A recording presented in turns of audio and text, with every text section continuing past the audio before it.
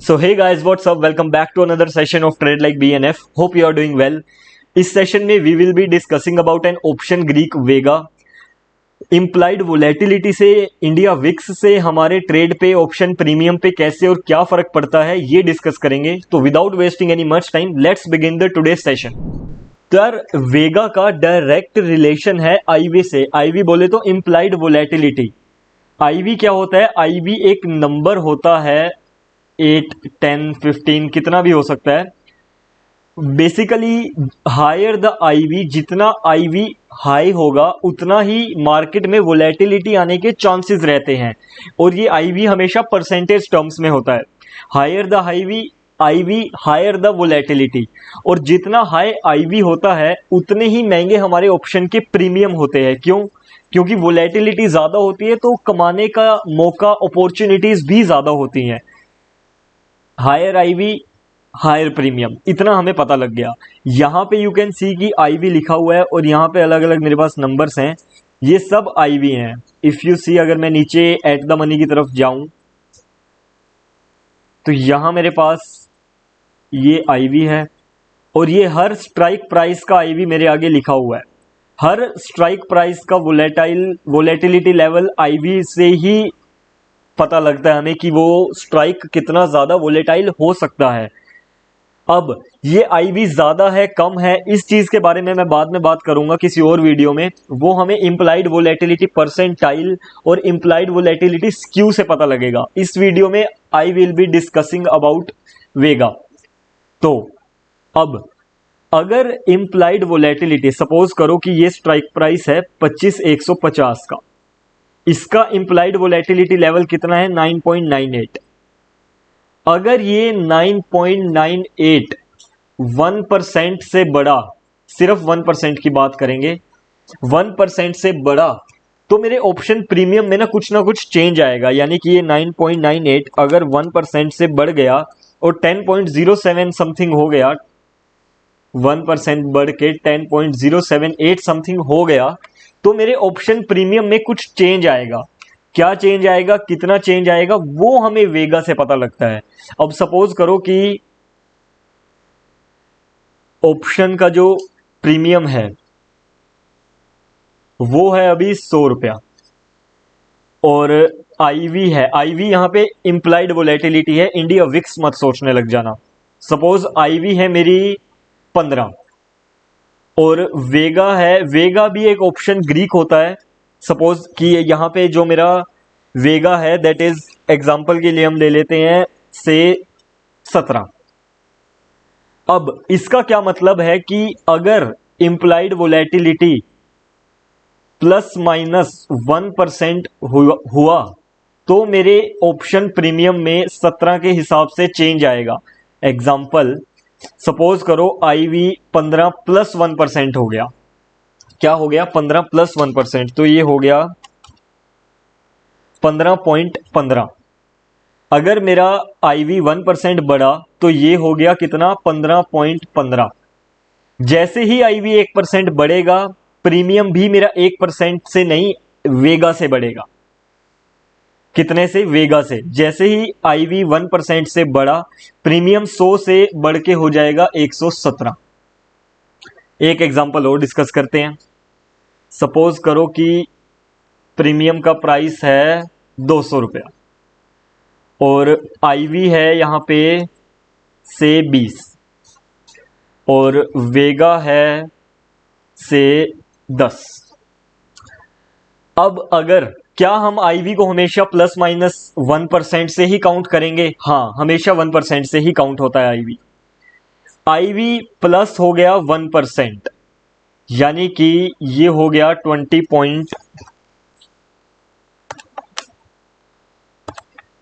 20.2 बढ़ के, सॉरी, हाँ, कितना हो गया? 20.2। 1% से मेरा आईवी बढ़ गया, मेरा प्रीमियम भी बढ़ जाएगा। कितने से? वेगा से, प्लस 10। तो मेरा जो ऑप्शन प्रीमियम है वो हो जाएगा 210। सपोज करो यही अगर इंप्लाइड वोलेटिलिटी -1% हो जाए, 20 -1% हो जाए, तो मेरा ऑप्शन प्रीमियम का क्या होगा? ऑप्शन प्रीमियम फिर मेरा 200 -10 हो जाएगा। यानी कि 190 हो जाएगा। हमेशा ऐसा नहीं होता कि अगर कॉल का प्रीमियम है, मार्केट ऊपर जा रहा है तो मुझे बेनिफिट हो रहा है, होता है, बट उसके साथ इम्प्लाइड वोलेटिलिटी और वेगा का भी बहुत बड़ा रोल प्ले रहता है। इस चीज को देखना भी बहुत जरूरी है। अब इसको एक बार एक स्ट्रेटेजी बिल्डर पे हम देख लेते हैं कि ये चीज एक स्ट्रेटेजी बिल्डर पे कैसा दिखता है। ये मैं सेंसिबल पे आ गया हूं, just give me a second. हाँ, यहां पे मैं एक जस्ट नॉर्मल सा हम 31 जुलाई का एट द मनी का कोई भी एक स्ट्राइक प्राइस ऐड कर लेते हैं।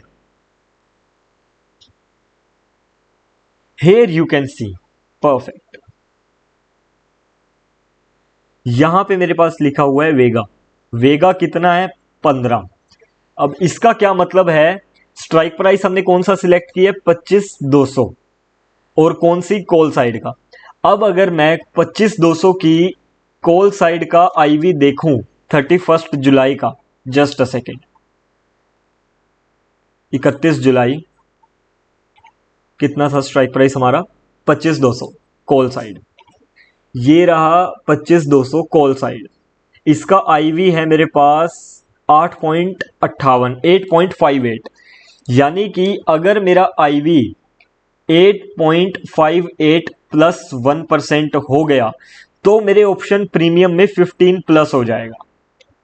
क्या अगर मार्केट मेरे फेवर में नहीं गया और एक्सपायरी से पहले ये चीज हो गई तो भी प्रीमियम बढ़ेगा? बिल्कुल बढ़ेगा, बट उसके लिए आईवी का 1% बढ़ना जरूरी है।